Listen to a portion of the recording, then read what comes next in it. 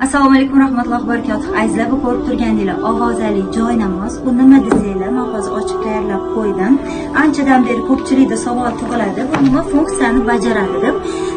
Bu joy namoz sizlarga ibodat qilishni o'rgatadi. Ya'ni namozlarni har xil, masalan, qazo namozlari bo'lishi mumkin, safar namozlari, musofir namozlari, azondan keyingi duolar, hammasini ayollarga ayol kishini ovozida, erkaklarga erkak kishini ovozida o'rgatadi. Ko'rishingiz mumkin, azon duosi, suralar, bomdod namozi qilishi, peshin, mana bu yoqda asr, shom, xufton, undan tashqari 3 rakat vitr, tahajjud va qazo namozlarini ham qanday o'qilishi ko'rsatilgan. Ya'ni joy namozi ustiga turib yoqqaningizdan keyin xohlasangiz erkak, xohlasangiz ayol kishini ovozini tanlaysiz va qaysi namozni o'qimoqchi bo'lsangiz o'shani bosasiz.